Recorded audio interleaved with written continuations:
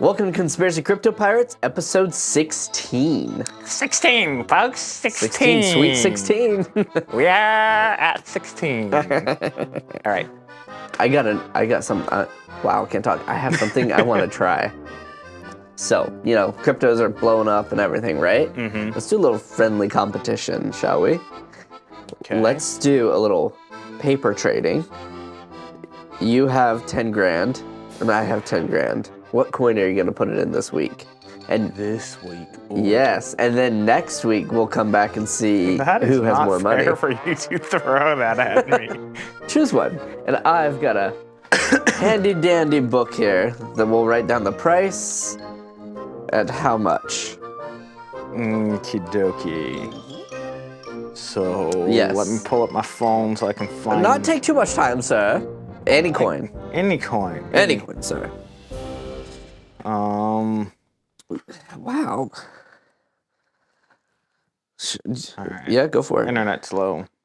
Internet's slow. Okay. All yep. right, Tell me. It's gonna be good. I can't wait. It'll be fun. And then maybe there should be consequences for who loses. I think I'm giving the raw end of the stick on this one. Oh, I don't know about that. I mean, so just for the folks out there while you're looking up, so we've hit bull market's going. Bitcoin has hit its all-time highs. I think it technically hit last week or this weekend, but it hit topped at like 73 and change thousand. It's now down to about 71.8. So that's kind of where we stand in the crypto market as it stands. And now let's see what First Matey decides to choose for his coin. You got $10,000, First Matey. Maybe we should put a time limit on it.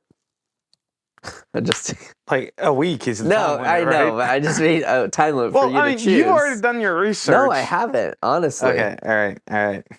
Okay. And all has to be just do one coin right now, not like. Okay. You know what? Yep. I am going to go. What will he choose, folks? Back. So, what is the worst performing ones? They've all been rocket shipping up this last couple weeks. We've got Bitcoin at 71.8. We got Ethereum at 39. We got Doge at 17.9, almost 18. XRP at 67. Shiba as Quad Zero 32, 35. Bonk at Quad Zero 3465. I mean, and then the list goes on as far as if you want to choose any other coin. All right. So this is my thought process. Okay. Tell me. Walk me through it. I went through Coinbase. Okay. Found the worst performing for today. Okay. And I'm going to pick that one. Okay. Tell me. It's AUR. AUR.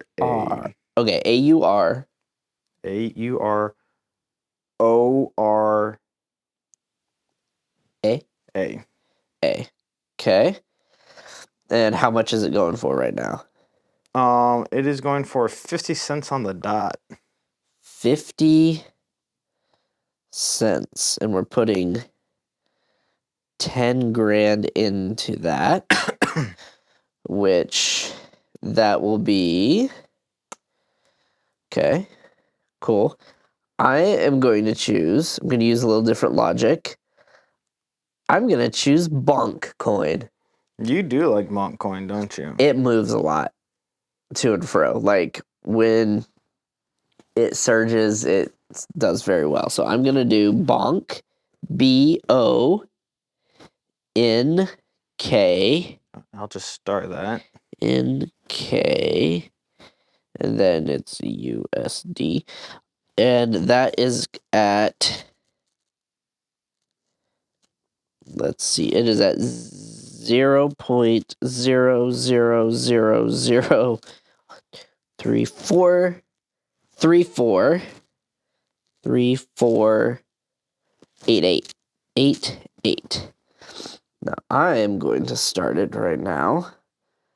I'm going to purchase with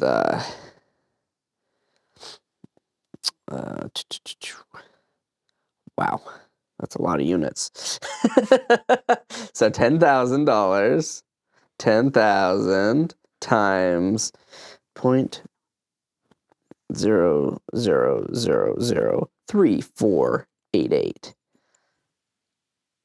All right, this is very I exciting. know, right? All Sorry. the zeros is Jason's going for. He's going for the lowest value one out there. No, So my logic was, if it had a big drop, I'm hoping that'll have a big rise. that makes sense. So with rolling the dice was picking and competing against someone that already had their coin already made up Well, before they came here.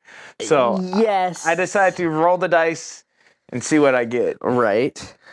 See how good that. But your logic works. I think the biggest question is because, like, when you did your quick analysis, did you look at just what happened today as far as down versus if it's 7-day? We're doing a week. I just Yeah. rolled the dice real Let's quick. see Like, it. go pick one. I'm like, okay, I picked one, buddy. No, that's You've awesome. been following Boink for a long time now. Like I said, right now, I feel like it doesn't really matter the crypto. They're all either going up or down. Just depends on the coin. Does have different variables. What's interesting? Did you see that Musk had a Tesla event in Berlin or Germany? Like today or yesterday or something like that. Nine. So in the event, they're in a tent or whatever. There's tons of people. Okay. And somebody asks, "When are you gonna accept Dogecoin for the cars?" Right. And he said that he kind of laughed. He's like, "Yeah, we should probably do that here real soon, huh?" And then he's like, "Well, the reason why I really like Dogecoin," and he kind of went into like a little story about it. And he's like, "Every time I'm on the Tesla floor with all the workers, they're all asking like, hey, can you support Dogecoin?" And he's like, "And the same as SpaceX facility." And he's like, "It just seems like it's the people's coin, so that's why I support it." I'm sure that's why. I know, right? That's I think that's what he wants it to be. Yeah. But yeah, I think if that's coming soon. And then they had their third launch of was it Falcon Heavies? Oh, nice. The big ones, and it did very, very well. The Starship one? Starship, yeah. The Starship. Yep. The third launch out to space and then back down with releasing satellites and stuff. I don't think they had any payloads on it because I think they're just still testing the rockets and the disengaging and everything. I just saw a quick little thing. I don't even know if the booster landed because it was like a 1.5-minute clip that I watched, and I was like, "Oh, I'll get to see if it landed or not." They didn't say a word about it, but it supposedly flew the highest and did the best one yet as far as those 3 tests. Yeah, like I know. Like, I watched when they were first trying to do it. Yeah. And he was, like, I think it was, like, their third launch or whatever. Maybe the first launch that they're trying. And it flipped, but it, like, landed and busted and blew up. Yeah. And everyone was like, oh, like, the Tesla stock tanked because of it. You're like, huh? Right. And what's funny is with that, they were fully expecting it to crash. Yeah. And they're like, it did. But all the news media was like, oh, it's terrible. Crashes. Yeah. Right. Which. It's like, I mean, you already have the headline pretty right to now. Yep. Like, do you have another one? No, they're planning on it blowing up, so we're good. Right. And what I think is funny going along those lines is it did really well. Mm-hmm. And I hardly even heard about it. Like, I just like randomly scrolled across something. I was like, oh, they launched another one? Yeah. And like my feed knows I'm somewhat interested in it, and like yet hardly anything. Yeah. So make sure to like and subscribe our videos so you can see our content. But so last week I was talking about HARP, remember? And what does that stand for again? So I'm glad you asked. So HARP stands for High Frequency Activity Aerial Research Program. That's why I didn't remember it. Right. So I'll read some of it. This was fascinating. So basically, I'm fascinated already. this program is, so the rumor behind it is that it's like a weather controlling facility or something like that. Okay. And what's interesting is it's jointly funded by the U.S. Air Force, the Navy, DARPA, and academic institutions. So it's like there's a lot of people playing in this fire on this facility. So this facility is located in Alaska. Okay. And I'm going to butcher the name in Alaska. It's spelled Gakona, Gakona, Alaska. Perfect. We'll go with that one. It aims to study the ionosphere using high-frequency antennas. So it's like a big antenna system. It focuses on understanding radio waves and so forth. The conspiracy angle is weather modification, claims that HARP can control weather patterns, earthquake induction, beliefs that HARP can trigger, earthquakes. I wonder if that's a fault of theirs.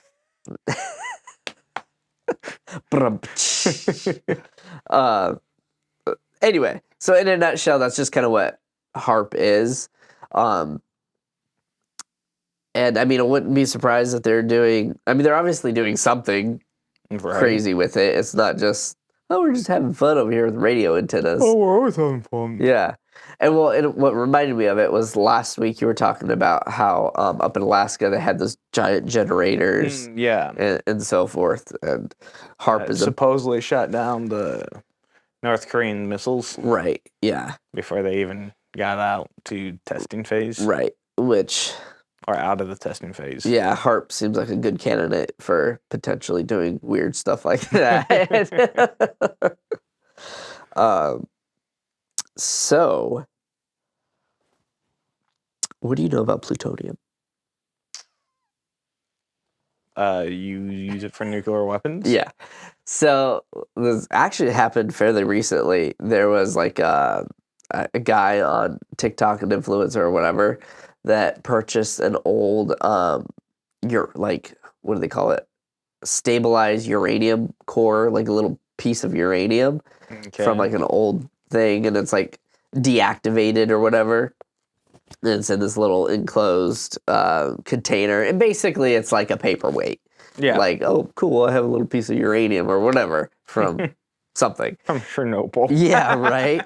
And he got it, and he was showing it to the camera. He was on TikTok or something, and he was playing with it, and he drops it, and it breaks the enclosure of this thing, and it reactivates the uranium in it. And so, like, at the time, like, I think, like, he didn't realize, I mean, it's not like it exploded. I mean, radiation is invisible for that matter. And he ended up dying, like, 2 weeks later. Yikes. Yeah, it's crazy. And it's like all from basically a cool paperweight he wanted. And, I mean, you drop it 3 feet. Yeah. And you die. That's a fun little toy to have. Right? I mean, that's very scary. But going back to cryptos. Yeah. So do you know what 3 cryptos make up 60% of the market cap? Oh, what 3 cryptos make up 60%? Like all 3 of these cryptos like hold 60% of the value of all the other cryptos out there. Bitcoin, Ethereum, top 2. Ching.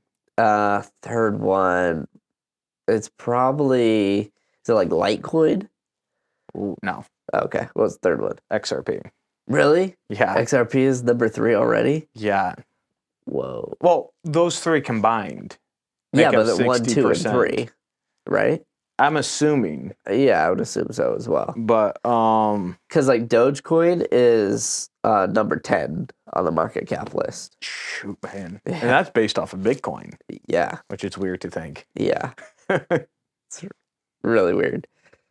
But I feel like XRP is definitely the silent one. Yeah. which I feel like just fuels the fire for all the other, I guess you'd call it conspiracy theories around what it could be used for.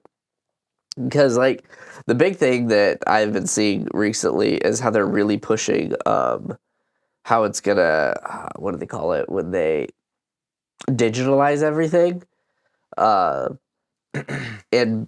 Like digitalize your what is it called? Like your real estate yeah, like everything though will Yeah. like have like a digital digital mark. background basically, and that'll be one way of like trading it or selling it from individuals to individuals. Yeah. Um, and but just by doing that, I mean, that market is like in the quadrillions. So like that's where you could get these absurdly massive XRP prices. Is like, well, if it's gonna service the Banking quadrillion industry. market, then that's where these huge numbers of like 50,000 XRP or whatever. Yeah, I don't even like saying it, I to be know. honest. Well, and what's interesting too is like if you were having the conversation that Bitcoin was going to be 70,000 10 or 15 years ago, it would have been as weird as talking about 15 XRP. years ago, I would have been like, what's Bitcoin? Well, yeah, that too. But Yeah, just imagine coming back from the future, buy Bitcoin.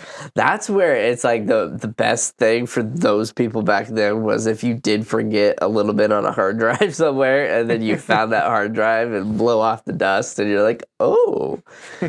But those are the people that forget their password and they're gone forever. Yeah.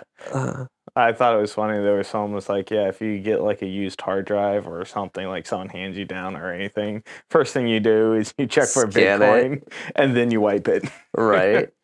It's like, I don't want to know any of the information that you had or anything. I just want. What's your keys? But by chance, if you had like a crypto wallet, what would the password be? What's your favorite pet that you had? Did you ever have a teacher that you particularly enjoyed growing up? Really random. What's your mother's maiden name? What's your mother's sister's or your brother's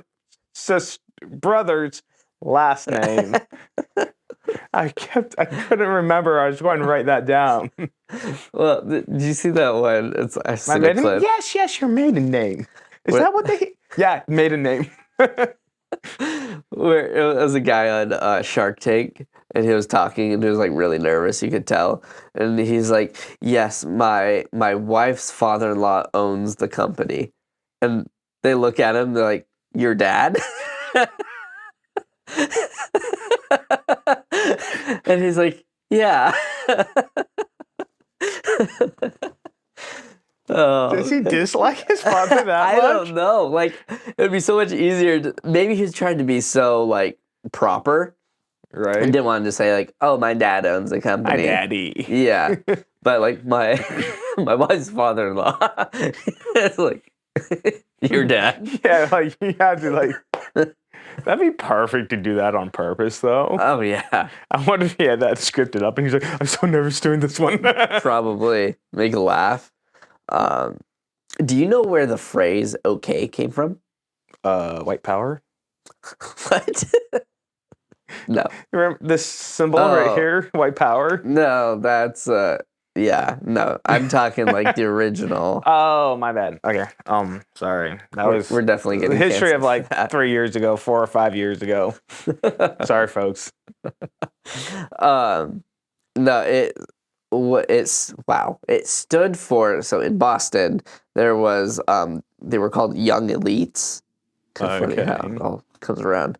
So the young elites, they like to misspell words on purpose. And Okay. so okay meant all correct. So, but they misspelt it for like all with an O and correct with a K. And then in the newspaper in like 1939, there was basically this headline that was talking about these individuals, and they used okay at the top. And like that's where okay Really? came from. That's fascinating. Yeah. I never knew that. All correct. I'm gonna start using that. All correct. How you doing? All correct. Oh my. But yeah. What I found interesting was actually I got this from Ninjas or Butterflies. So Okay. all credit goes to them. Go subscribe to them. But Don't subscribe yeah, here. subscribe here, and then you can go just And downsize then us. comment on them that they should listen to us. Yeah, comment. Say I heard this from Conspiracy Crypto Pirates, and that they stole it from us. Yeah. But have you heard of monkey human hybrid?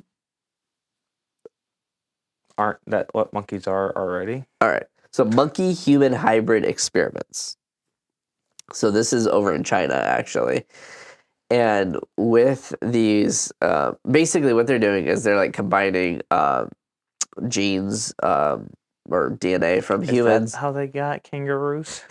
Probably from humans and monkeys and splicing them together.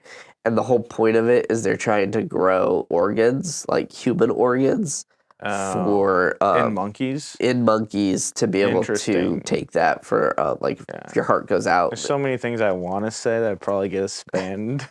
But what's interesting is so it's illegal to do in like all other countries, but they're doing it there.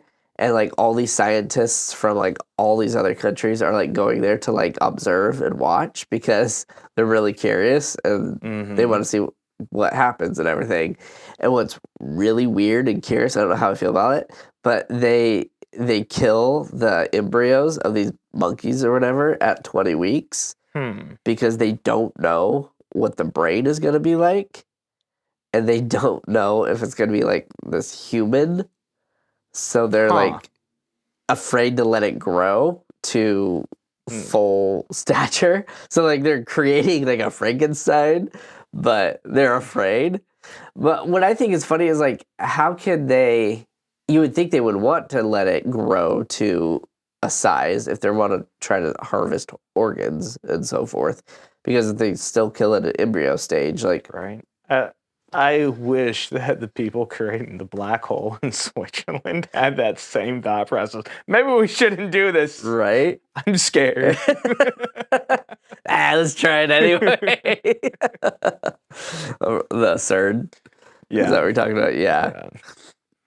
It's just like when they were creating the nuclear bomb, it's like, is this going to blow up the entire world? Like, is it going to have a chain reaction? Just go, we just vaporize the entire Earth?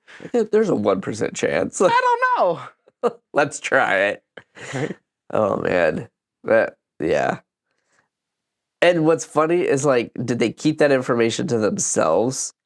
Because they were afraid if they told too many people, then they would shut down the project. Yeah, shut down the project. So they're like, yeah, let's try it. Better to ask forgiveness than permission, but well, there'd be nobody to ask for forgiveness. Exactly. But just imagine testing the bomb, and you're just like, we think the explosion should be this big. Let's stay this far away. Yeah. But there's a chance that it might be bigger. Like, why are you so close? Right. Because they didn't really have cameras that were that good back then. Because I feel like now you can put like a haven't GoPro. You seen the testings? But I just mean, could they like broadcast it to the, like if they were like 5 miles away and they did the testings and they were in an enclosed building or whatever, bunker, like now they can broadcast the signal across, and where I don't know if they had that technology, although they technically had that technology somehow when they went to the moon. All right. There's so many weird, that's a whole nother podcast. The moon landing.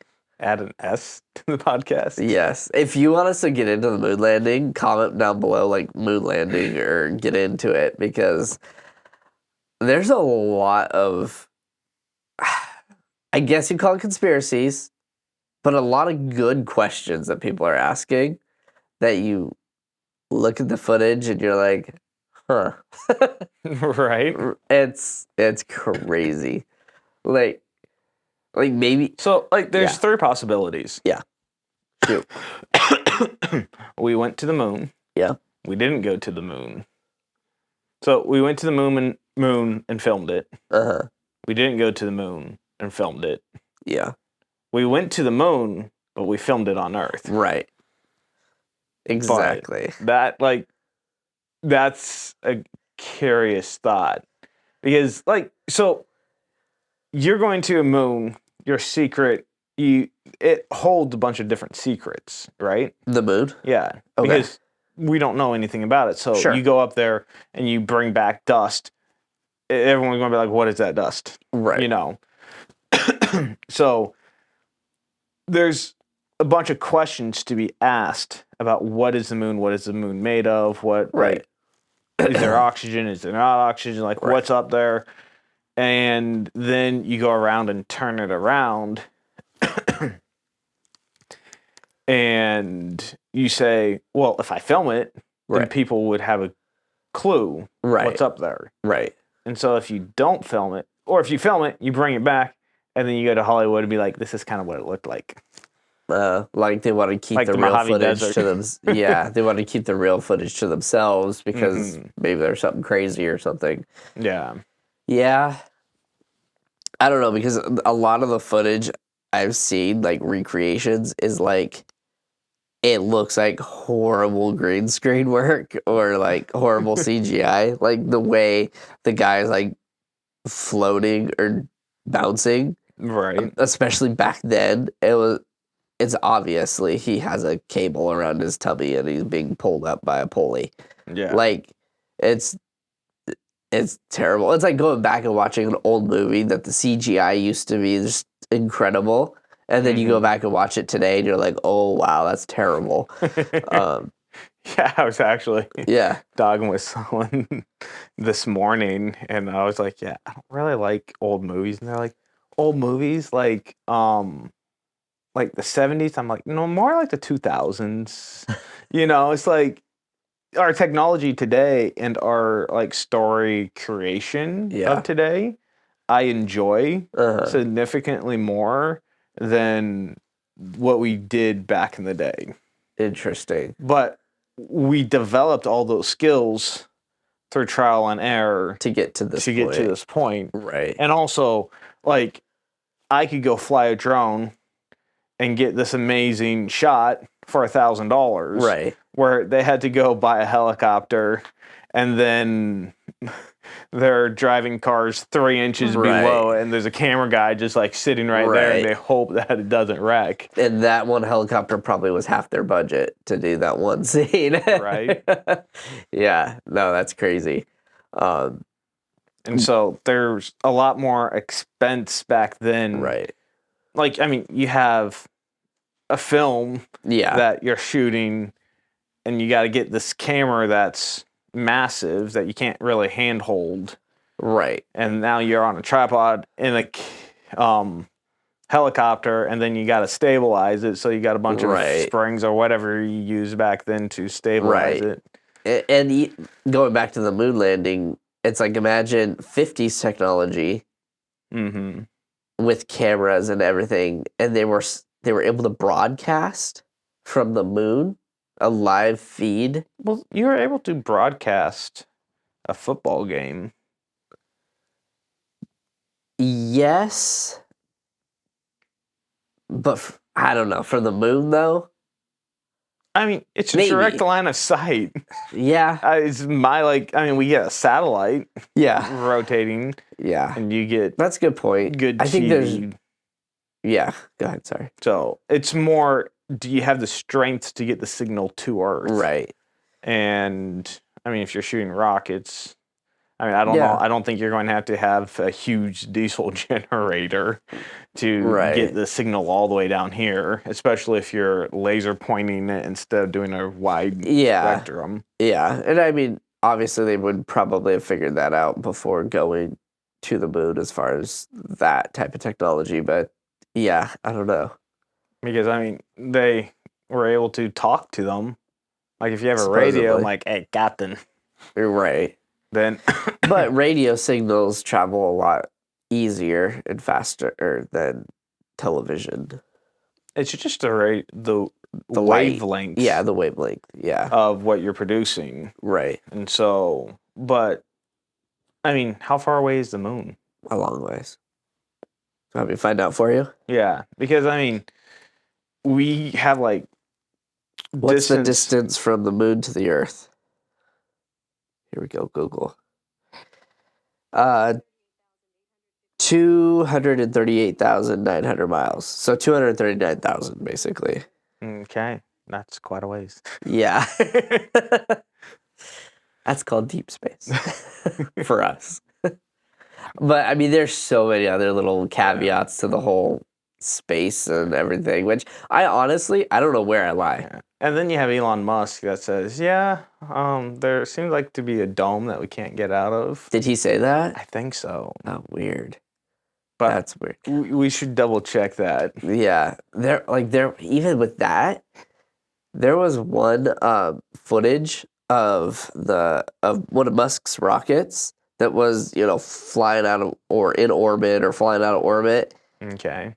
And there was a mouse walking on one of the little things. Like, there was a mouse in the footage on a rocket supposedly flying miles above the Earth. Like, on the outside? Yes, on the outside, walking around on one of the little fins.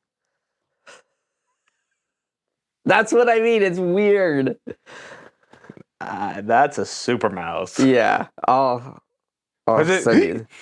No, it was just, it looked like it was panicking for oxygen. It didn't even look like that. But, like, even if that was the case, like, it wouldn't have been able to hold on to this rocket if it's truly, super mouse. Maybe. Super grip. Maybe so. But there was even another footage where it was, this argument was more for, like, flat Earth, curved Earth, or spherical or whatever. And the camera angle, like, the door was open to this little ship or whatever, and it showed the opening of the capsule was like a rounded capsule, right? Like, it was kind of like a cone, like picture a cone, and then the door opens on the cone. But there was one angle on the camera, that door was flat, it was straight, and yet the capsule is rounded. So it was like, how would that seal? If you got a curved border door frame and a flat door, that wouldn't shut. So basically the argument of it was like, they have a camera, like with a fisheye lens type thing, that when showing the Earth, it shows it rounded. And and this object wasn't like high enough to be like, oh, there's the whole world. It was like, it was close enough to the Earth where it was just like you could see the curvature, basically. But then that door was like flat and then curvature when it got in view of the Earth. That's an interesting thought. Yeah. The one argument that I've heard that's actually relatively decent for a sphere is the North Star. Okay. Like, if you go to the Northern Hemisphere, we have the North Star, where the Southern Hemisphere doesn't.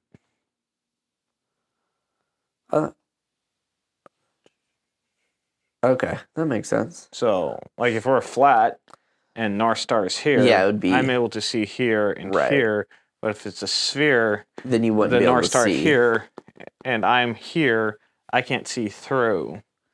Because you're on that side no matter if the Earth is spinning. That makes sense. Huh. But yeah, like, I'm not sold on that either, as far as it's just interesting how it's like, there are enough questions that I don't know enough about to be like, oh, well, it's like that because of XYZ. It's just like, oh, that raises a good point. And then there's no one to counter it right then and there. Right. But yeah, I remember when the head guy for the flat Earth theory was going to shoot up his own rocket. Yeah. I never heard the result of it. It probably went out of space and he lost it forever. And he's like, oh, darn it. The one thing that goes out of space. NASA's like, how did you do that? But speaking of space, so did you know that the U.S. is Oh man, I thought you were bringing this back to Dogecoin. no, the U.S. is like responsible for like 98% of the UFO sightings. So you think, UFO is a worldwide event. Yeah. And it is true. People do see things around, but 98% of them are in the U.S. Oh. And then that brings the question, are UFOs just like government psyop, like weapons that we're developing or spacecraft or craft that we're developing? Mm-hmm. And or maybe it's just the drugs we use. Maybe. But they can legally fly over the U.S. Without permissions or whatever. So they're just doing a bunch of testing in the U.S. and flying them and everything, and that's why we see 98% of them here. Okay. But leading into that, what I thought this was really fascinating was at the end of World War II, so like 1945. Okay. A lot of the Germans were fleeing to Argentina, right? Okay. Well, and a lot of the what was it? The head guy. Let me see. So many of the Nazis, including weapons developers, fled to Argentina, and the head guy of that project was found there or left there, and they were there for basically a year before Operation Paperclip happened, which Operation Paperclip. Yeah, when they went to the U.S. What? Oh, I thought it was hunting down the Nazis. No, it's bringing the Nazi scientists over to America. Yes, okay, yeah, that's sorry. Operation Paperclip, is bringing the Nazi scientists to America. Sorry. So, but what's interesting is during that year in Argentina, there was 2,000 UFO sightings in Argentina. So is that the 2%? No, I think that, yeah. But what I think is interesting, and then America, they come in Operation Paperclip, and then the whole Roswell incident and all that stuff starts happening after they came. So it's like, were they developing all this crazy technology? They flee because the end of the war or whatever. They're there for a year. They're probably trying to get the Fourth Reich going. They're developing crazy technology there. And then Operation Paperclip, they come all to the U.S. Now they're working for the U.S. And now they're working on UFOs and everything. It's just an interesting angle. And I never heard that part with Argentina seeing 2000. Well, when you get into like movies and shows that are about like Nazi and scientists and all that, it gets strange quickly. Yeah.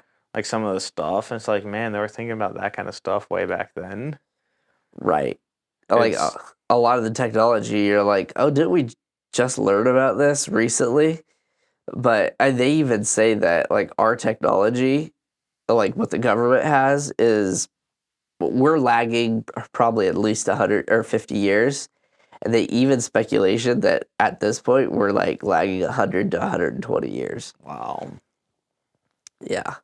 So I mean, if you think about it, if you continue the trajectory, I mean, well, think of the technology we had 50 years ago and then what we have today. Huge leap. And yeah. Well, then why didn't the Germans win the war? Or Good point. The argument is had, did we really win the war? That's been made before. So explain that for me. I haven't really understood it, to be honest. But I've heard people say that, did we really win the war? Because, I mean, just imagine if they had some sort of weapon. Alien technology. Yeah. And they're like, surrender, and we will just be the background people moving the strings, and you can have your countries in play as you wish, but you got to pay a royalty to us. I don't see that because the like the Nazi party was so flamboyant and like in your face that I don't think they would be wanting to take a back seat and not be in the spotlight. Yeah, but I mean, maybe running the flamboyant way was difficult, and this was a way of being like, you know what? I don't need to be in the limelight anymore. I can just sit back and move the pieces. Right. But that's an interesting thought. You should do more research on that and bring it. It doesn't really interest me that much, just to be honest, because there's this much of like, is it? Yeah. You know, like there's a possibility, but I mean, that would be a trip and a half though, if it was. Like, if you really think about it, I don't maybe that's why all these drugs were brought in. Because wasn't Hitler on like heroin or something like that? Yeah. Or crack or something. Yeah. Or maybe that's the same thing. Like he was always fidgeting and tweaking, and he was just like, exactly. Like, even before the war, when we had the Olympics, like if you watch footage of him, you're like, man, he's tripping. Yeah, you could go like rocking back and forth. Yeah, he's on something, and like all throughout the war, their doctors were just stabbing him full of juices. And it's like, man, which is you think you could just add a little extra and be like, oh, looks like he OD'd, right? Which leads the whole fact that maybe he escaped to like Argentina and then like died. Maybe Argentina had a rehab for. Well, I was just thinking I could see that being a possibility just for like he's in hiding in Argentina. Maybe he can or can't get all the drugs he needs or wants or whatever, and just. Yeah. Well, maybe Hitler was flamboyant, but maybe the generals weren't, and they're just like, let's get him out of here. And maybe that was a way of ending the war peacefully and being in control. Maybe. Because, I mean, you got to think that. Because why did we rebuild Germany? Like, that's the first time in history, really. Well, they paid us back. But when, like, I mean, that's what they're supposed to do during after World War I. Yeah. Is that we're like, oh, you owe us this amount of money. Yeah. And so then they just started printing money where the German, was it franc or whatever it was? Frankson! Just went down where they would rather burn it than actually use it because it was cheaper to burn than to trade for an egg. That's crazy. But Ingersoll Lockwood. That sounds like a good German forest. So he's the guy that wrote the book. Remember that book on Byron Trump? About the future? One, the Russian book. Yes. I think it's Russian that was talking about the future. Yes. And about how someone, was it on like 2nd Street or 5th Street? Or Fifth Avenue. Yeah, where Avenue. Trump Tower. Lived and named Byron, and he had a helper named Trump. Donald. Oh, Donald, yeah. How do you get that one wrong? Like, I mean, that's very specific. Well, Trump last name, like, I don't think of him with his first name. Right. But, I mean, when I think of Donald, I think of a duck. Donald Duck. But so this is what's fascinating. So if you go to IngersollLockwood.com. Oh, wow. It goes to a virus and we'll get all your Bitcoin. It goes to a defense contractor website, and it talks about how basically they're a defense contractor, they work with the government, blah, blah, blah, blah. And then you dig into it, and like their staff is scientists and like people that pay the money, do the checks. Accounting? No. Wow. Can you think? Federal Reserve? No. Just like investors, basically. Oh, okay. Yeah, that's a hard word to remember. Anyway, basically investors. And then you keep diving into their website, and you go to like the page that's talking about like their books or interesting reads or whatever. And this is where it gets really weird. Is in their book section, they have this guy's book. And then they also have a book on Space Force. and that book was before, like, Space Force was before Space Force happened. And then Interesting. in another book on there is like the Book of Eli, which is uh, a a biblical book that's not in the Bible. What do they call Okay, it? an ancient, like Like a. Apocrypha or I have no clue. anyway, it's one of the books that's like taken out of the Bible, but Well, sort it of probably wasn't added to the Bible. It's probably just written back then. like the Book of Enoch, for instance. Was it like maybe a good study guide or something like that? Yeah, but anyway, Or a historical book that wasn't maybe not biblically inspired. right. So that book is in there, and then they also have another book on what was it? Oh, it was like plant, like gardening, Okay. but gardening organically or like anyway. It looked like this collection of books might be books that you would want if a End times end times happens. thing happened, but it'd be great to know how to garden, like Right. it was weird. Hmm. And it's like, are they just playing with people? Like, Probably. like okay, they're a defense contractor that does who knows what. They don't the name of their company or their website. It doesn't matter. So they choose this guy who's woo woo, Yeah. and then they put all these books that are like very weird, like you know what I mean, just weird in the whole circumstance of everything. Yeah. So I was watching this little short, and they were saying that the top 5 military contractors or private security firms. Yeah. Britain had the largest. Okay. Then America, then Russia, then America, and then America.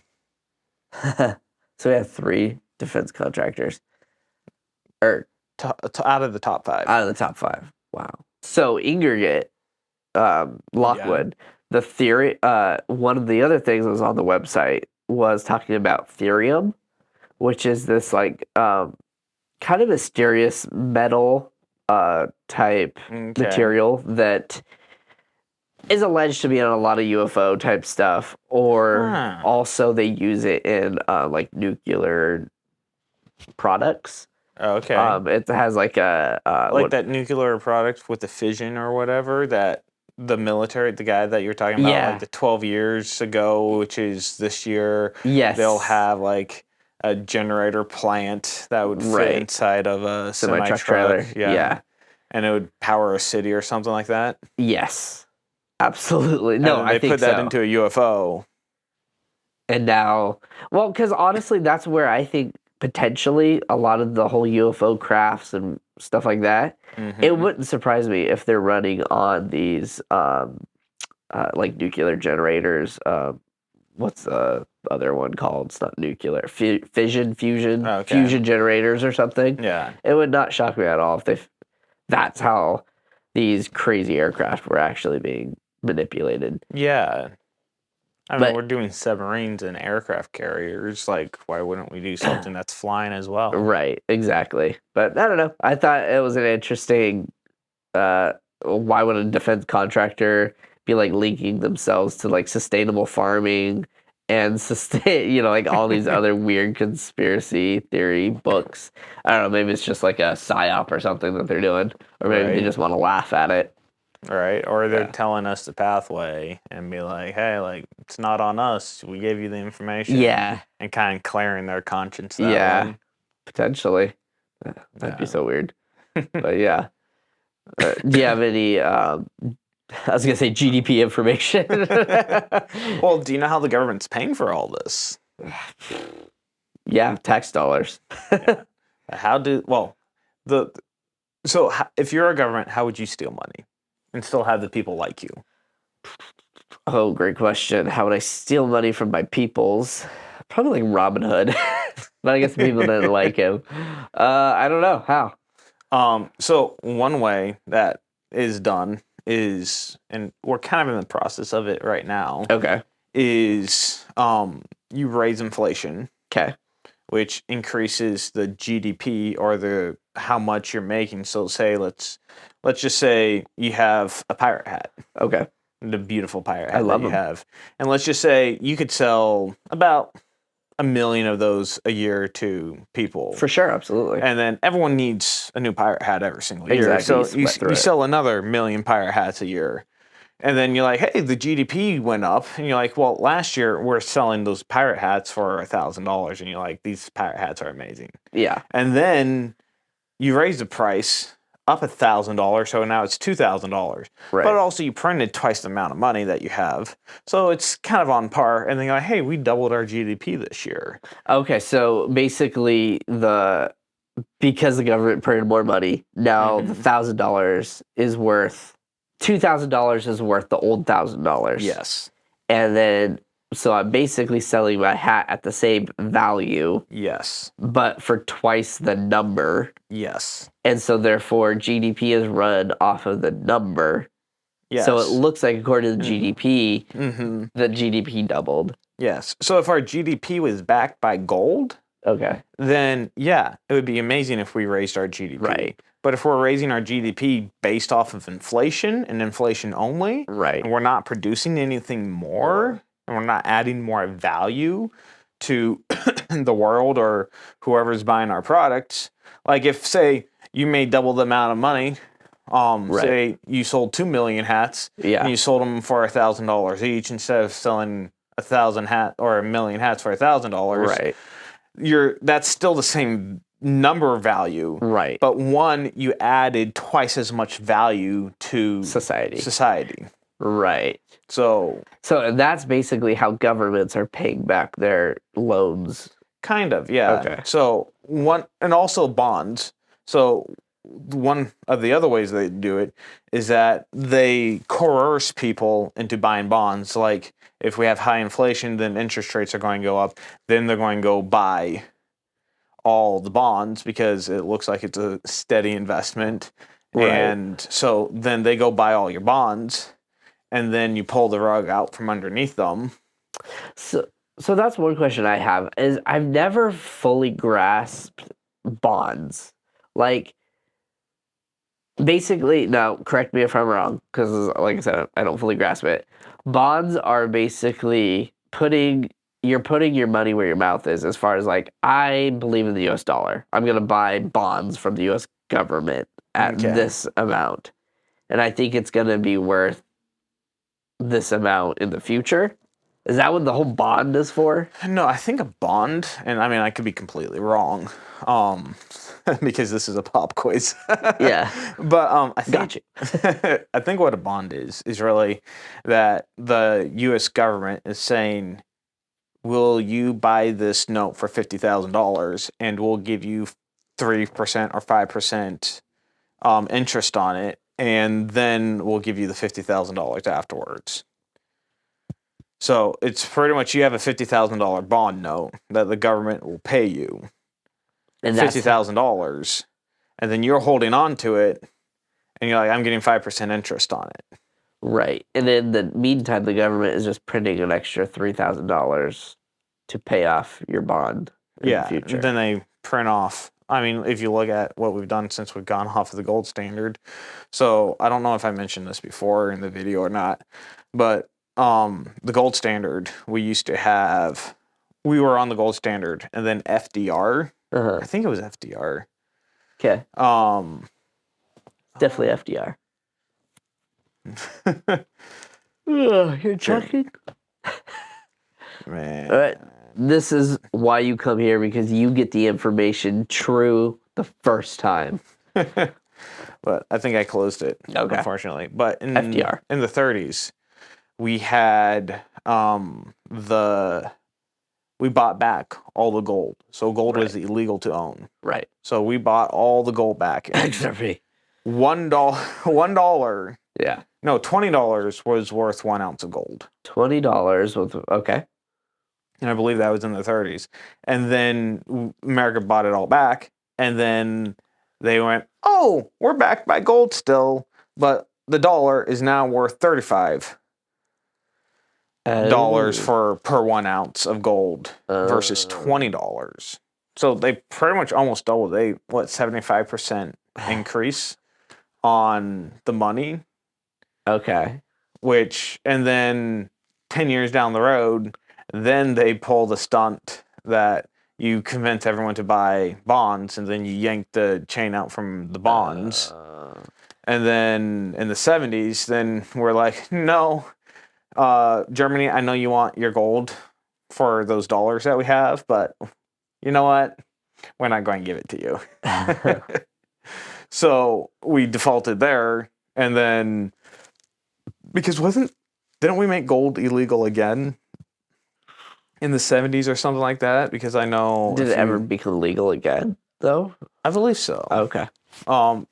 Because I remember what's his name, Robert Kawasaki, talking about when he was in like the Vietnam War or something like that. He went and bought gold over there and snuck it across.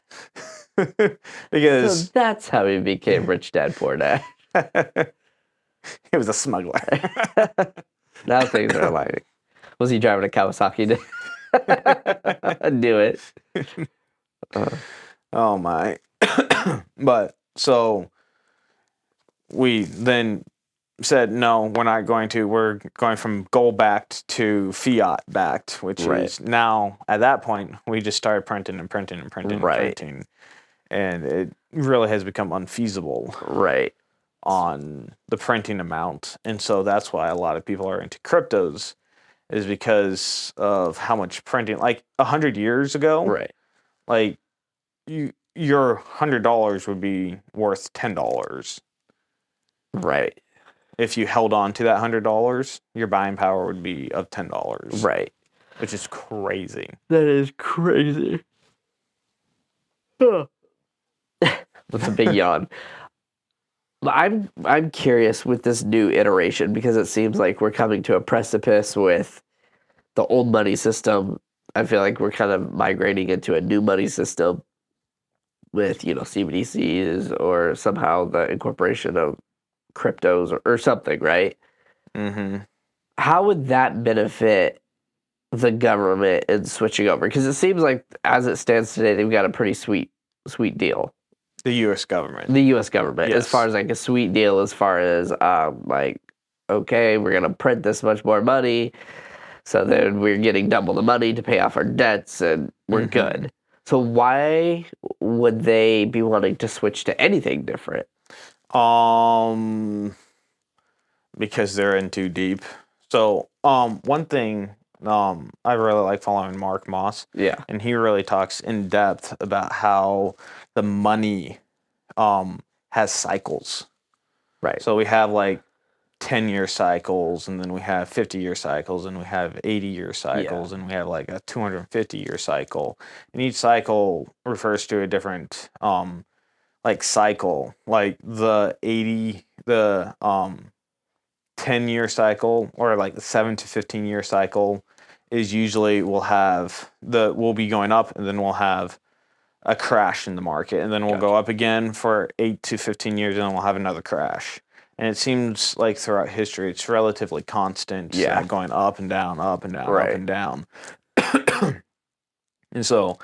And then the 80-year cycle is more like banks and like Federal Reserve, like the whole movement of the money. Like for 40 years it goes down, and then 40 years it goes up. Okay. And when we're going down, if we just keep printing money, it'll help us out because it'll ease the going down, supposedly. Yeah. And if you look at the value of the money that we're making, like my grandparents versus my parents versus me, like for the same job versus the same quality that we can live life-wise. Like if I was to buy the same house that my grandparents were to buy, that they're able to buy on the same job, that I wouldn't even be able to touch them.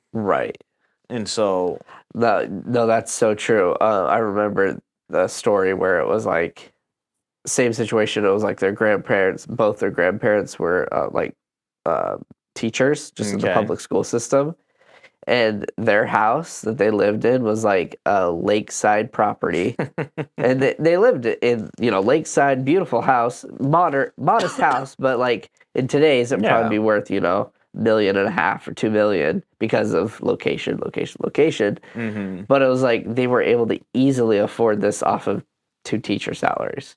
Yeah. It's crazy.